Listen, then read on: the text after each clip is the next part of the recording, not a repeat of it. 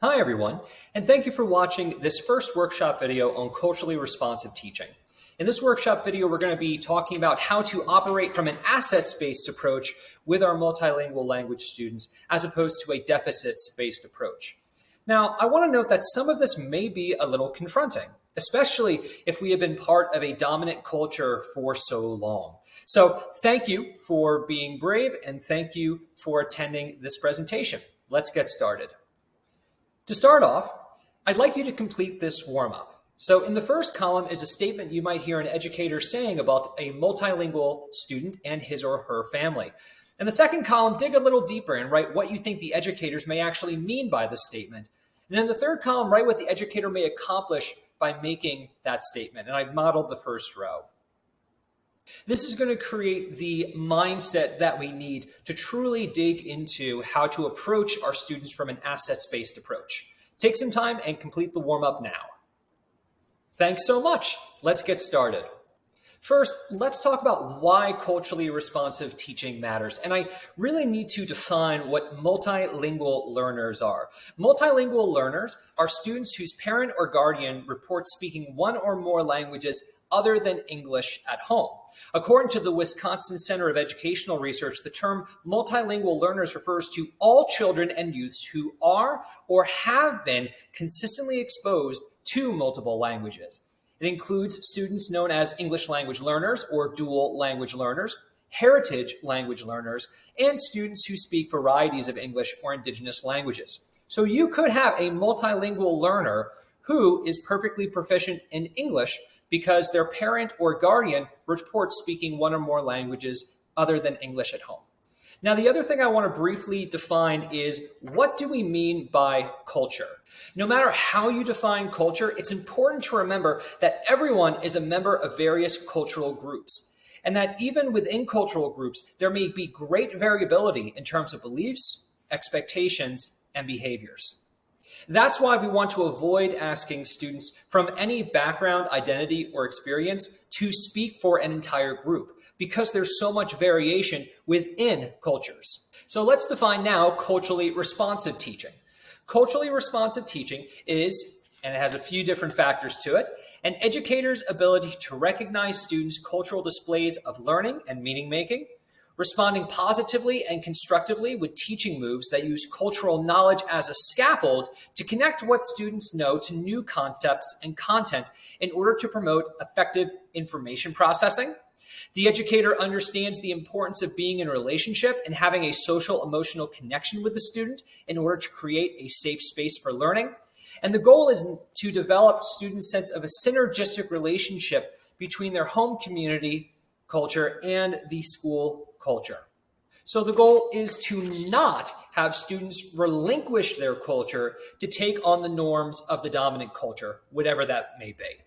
So why do we need to make sure that we are serving as allies, that we are advocating for, and that we are being very purposeful about making sure that our schools are a safe place for multilanguage learners? It's for a few reasons. First, there's an increasing number of microaggressions and school bullying instances that have been reported from multilingual learners over the years. Secondly, celebrating cultural diversity does not get to the hard work of educators advocating for, serving as allies, and relentlessly striving for equity for multilingual learners.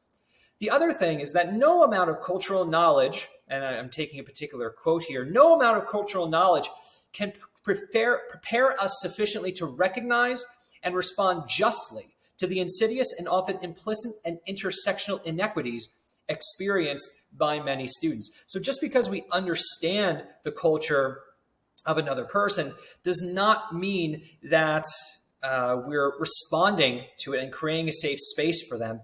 And secondly, as educators, we are urged to ensure that we distinguish between cultural initiatives and equity initiatives. There's a difference between having, let's say, a push for Hispanic Heritage Month or African American History Month, and making sure that we are advocating for our students and relentlessly striving for equity throughout the year continuously. So now that we've talked about why culturally responsive teaching matters, let's define an assets-based approach to multilingual learners. So there are multiple characteristics of an assets-based approach to multilingual learners. The first is that an assets-based perspective values students' home languages and cultures and sees these gifts as foundations for future learning. We build on these to help them grow and learn rather than obstacles or even hindrances to overcome. Secondly, an assets-based approach recognizes that parents and guardians and families of multilingual learners are engaged in their children's education and support their children in varied and perhaps unrecognized ways, rather than blaming them for their children's perceived lack of academic skills. We have no idea how parents for any of our students, all the different ways that they support them. Lastly, an assets-based approach provides multiple opportunities to honor multilingual learners' students' rich cultural and linguistic backgrounds and incorporate what students already know, which is a lot, through their experiences, through what they're exposed to, by what they watch, by what they read, into their learning. So an assets-based approach says we want to use the experiences, identities, and perspectives of our students as a foundation for learning. And this is for all of our multilingual learners. Let's take a moment and talk about what a school would look like if it embraced an assets-based approach for multilingual learners. Well, there are a few things that you would see in a school. First, students' names are pronounced correctly. The staff show interest in multilingual learners' home languages by learning at least a few words or phrases of that student's home language. Students' different cultural, historical, and linguistic backgrounds are incorporated into instruction.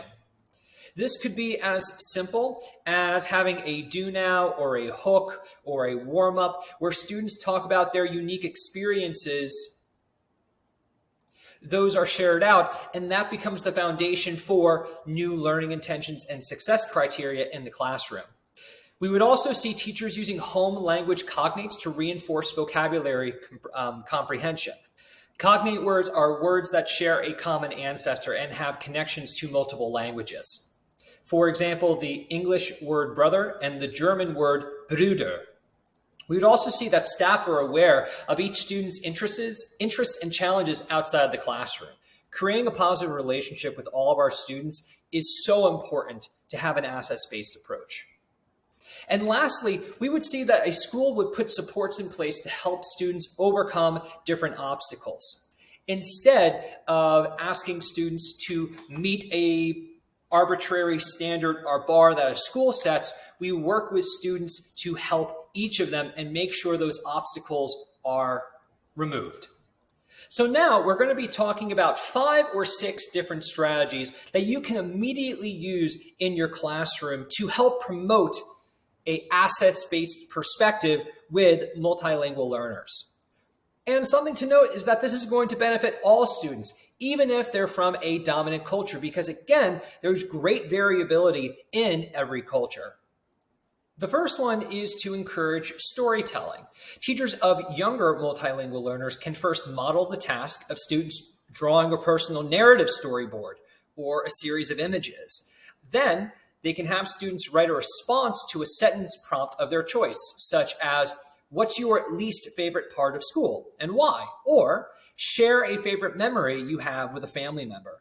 Teachers can ask older newcomer students to write a personal narrative and then share it with colleagues and school administrators. Students at lower levels of proficiency who are literate in their home languages can write about themselves in their home language. Use some of those translanguaging practices so that students can express themselves, if not in English, in their preferred language. And each of these activities supports the process of learning more about students' lives and experiences so that we as educators develop a better understanding of the linguistic and cultural assets that our students are bringing into the classroom. Again, if we talk about those look-fors, that helps us to develop relationships with our multilingual learners, and it helps know their unique perspectives, identities, and experiences so we can then build on that foundation within our classroom. One note, if you're going to be using this, is be sure to give multilingual learners the choice to tell as much of their stories as they feel comfortable with, or to have the option to not share it at all, as students may have experienced some traumatic events that they may not wish to divulge. So we have to be conscious that some of the experience our students had are traumatic, and we want to avoid those situations. Another strategy that we can use to have an assets-based approach with our multilingual learners is using mentor texts as a way for multilingual learners to share their own unique stories. A great mentor text that can be used in any class is the book, The Best Part of Me by Wendy Ewald. So in this book, different children talk about the parts of who they are that they like the most in terms of physical appearance: eyes, hair, feet, hands. And using this mentor text, students imitated the techniques used in the book by choosing one feature that was the best part of them. And then the teachers that are noted here, Brittany Peterson and Shauna Whitford, actually took those and used that to illustrate their writing within the classroom. And you can see an example of that here. So a lot of students are choosing their eyes. You can see some students are choosing their hair. One student is choosing their whole body. For some, I think that's their ears. We have feet, we have legs. So it allows students to have some choice and allows them to tell their stories. And this creates a wonderful opportunity to show how, even though we have different identities, experiences, and perspectives, we are all one community.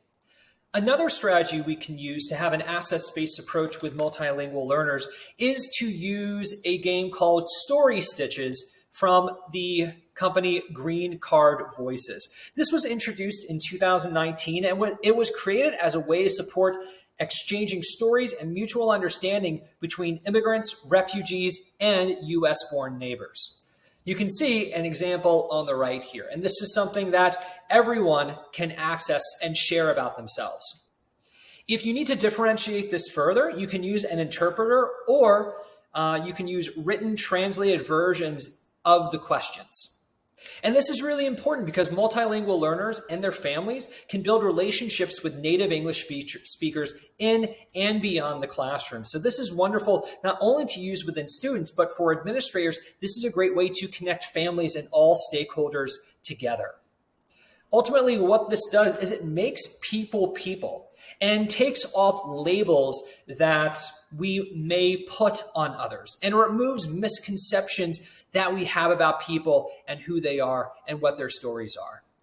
Another way that we can support students and have an assets-based approach in our classrooms is to create multilingual student info cards. And obviously, we would want to do this with all of our students as well. So on one side of the card, students can include a selfie or an image of themselves if they don't want to use a picture of themselves.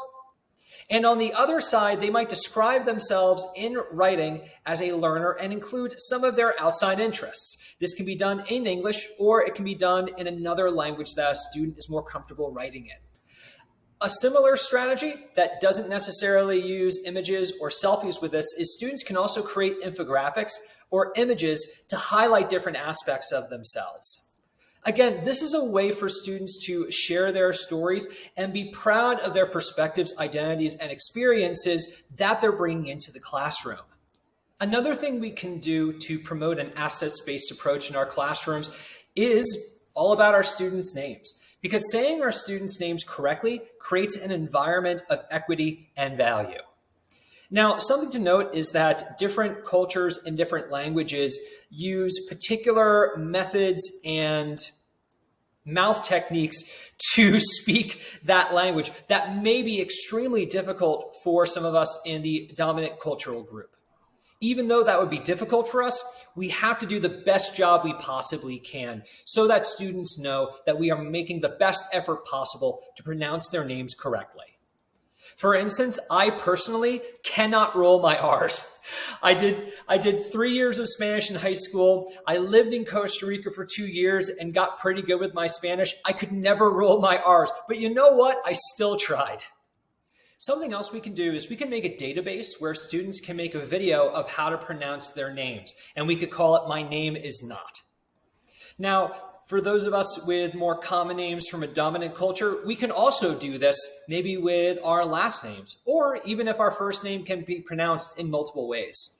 And to model this, I would say something to the effect of, my name is Scott Muller, not Scott Mueller or Scott Mueller, Scott Muller. My name is Scott Muller. Another way we can promote students' names is by using name drop. Let's take a look at that now. So in name drop, you can pronounce your particular name in this program, and it will record your name, and then it can be shared with others. So that way, anyone else or any stakeholders can have something that says, here's how you pronounce my name. I would also advocate for you to take a moment, pause the video, and read this picture on the side. It's important for us to pronounce our students' names correctly.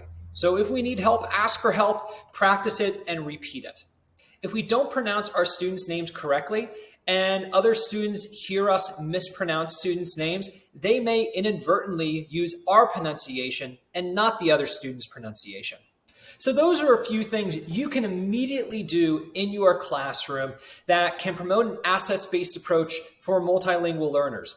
The great thing about all of these strategies is that it benefits all students. It gives every student a chance to tell their story and make connections between their experiences, if they're part of the dominant culture, and the experiences and cultural backgrounds of others. Now, I want to highlight a couple of resources that you can access at any point through our BFS curriculum folder. So if you go to our BFS curriculum folder that you can access through our one-pager from the agenda, you want to go to Teacher Resources, Stage 3 Learning, and the Culturally Responsive Teaching for Multilingual Learners folder. Lastly, you want to go to the Resources tab. And again, you can access these at any time. And I want to highlight 3 documents here: book lists for K through 12 students, exploring cultural resources, and instruction and assessment resources for multilingual learners. You'll notice that there are a multitude of different, not only video resources, but texts that you can access, and I've linked all of them in there as well. Check it out and see if anything attracts your interest. If you'd like to know some resources to explore different cultural backgrounds, here are a few that you have that I've hyperlinked. And here are some book lists for K-12 students that you can explore and access. Now, ideally, what you want to do is find some of the texts that explore the stories of multilingual learners and students from backgrounds, identities, and perspectives that are not part of the dominant culture. I've linked those below. Take a look, and I hope you can find some resources and mentor texts that you can use in your classroom. All right, so let's get to the call to action section of this workshop. So let's say that you've loved this presentation, you completely agree, you want to use an assets-based approach in your classroom. What are some steps that you can take? Well, I'm going to give you 3 steps that you can take. And these even go beyond the different strategies that we looked at that you can immediately implement in your classrooms. The first is to learn about your multilingual students' different assets. So there's a tool that I'm going to show you in a moment, and it's framed around discovering more about students' strengths in an effort to make more connections between students' languages, cultures, interests, and their impact on their education. This provides a space for you as an educator or your colleagues, if you're working in a team, to collect information on individual students. The document looks like this. It's just 2 columns. Students would write their name, their country of birth or family's country of birth. They can list their home languages, their different proficiency levels, comments related to strengths in their home language, different educational experiences that they'd had, cultural connections with schooling. Again, are they more individualist or collectivist at school? How much do people communicate? It also talks about, gives space for students to talk about family backgrounds, student interests, student different plans or goals that they have, either within school or outside of school, and different inequities that students are facing within their lives that we should know about, so that way we can make sure those aren't happening in the classroom. Just having a small document like this allows students to be comfortable to share their stories and let them know they're in a safe place where their identities, experiences, and perspectives are going to be valued and used in the classroom. One thing that we can do to make sure that we're having an assets-based approach. Now, again, this may seem a little bit daunting, maybe a little bit scary, especially if we're part of a dominant cultural group. But as Desmond Tutu would say, there is only one way to eat an elephant, a bite at a time. Depending on the schools where we are, this may be a more daunting process, but that doesn't mean that we can't begin. We have to do things one step at a time. Let's talk about another step that we can take. The second perspective that we can take comes from a more school-based approach as a whole. So we want to look at our policies that may be looking at our multilingual students from a deficit-based perspective. So we want to examine current policies and practices that may be preventing multilingual learners from fully being embraced at the school. Now, again, I've got an example there of a deficit-based policy, why it comes from that deficit, and a potential solution so that we can make sure that every student's experiences, perspectives, and identities are welcomed at the school.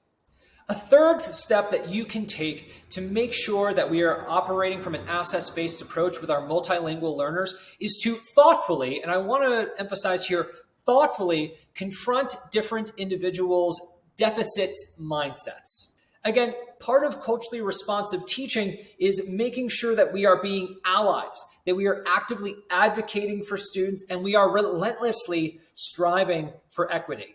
So we can't have this approach where that is good enough. Now, this step could be quite confronting and maybe a little intimidating. So we need to be thoughtful about challenging others' thinking in order to do so without disrupting our crucial relationships with our colleagues. So we want to be allies and advocate for students, but how can we best challenge others' deficit thinking when we find ourselves in the uncomfortable space in which we hear someone apply a deficit perspective in describing a multilingual learner or a multilingual learner's family? So here is a suggestion for how you can do that. And I'm going to be really careful about this, so I want to make sure I read this word for word on my notes. So I want to share this, and I want to give credit to, again, Fenner and Schneider, who are the authors of the text that we're using here. And I'm just going to leave this up. I'm not going to read it word for word, but I want you to look at a couple of different steps to move others from a deficit-based approach to an assets-based approach. So take a moment and read numbers 1 and 2. Now take a moment and read numbers 3 and 4. Take a moment now and look at numbers 5 and 6, and I'm sorry, the bottom of 4 is here as well. Lastly, take a look at scenario number 7. Note that some of these steps are for different stakeholders within a school.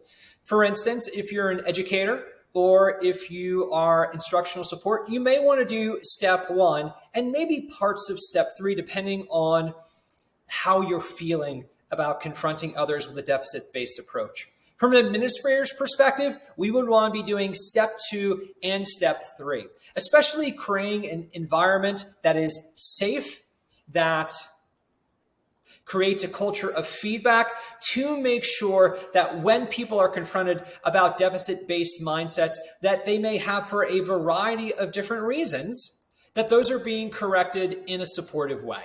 So let's end this presentation by talking about some other texts that you can take a look at and read if you'd like to learn more about this. Now, this is not at all an exhaustive look, but these are some texts that I would advocate you checking out if you are enjoying what the content in this presentation.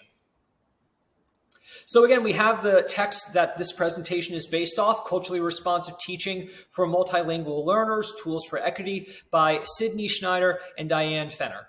I would also highly recommend the book Race Talk and the Conspiracy of Silence by Daryl Wing Su. It goes into much more detail about the variations within culture and how others from the dominant group speaking with multilingual learners, all of the effects of those conversations. Also, I'd recommend Race, Empire, and English Language Teaching and Culturally Responsive Teaching and the Brain. This ends our presentation. If you would like a digital copy of any of the resources that have been linked in this presentation, please reach out and let me know. This concludes our first workshop in quarter one. We'll be continuing on with our next workshop in quarter two, where we will talk about simultaneously supporting and challenging our multilingual students. Thanks for watching. Have a wonderful day.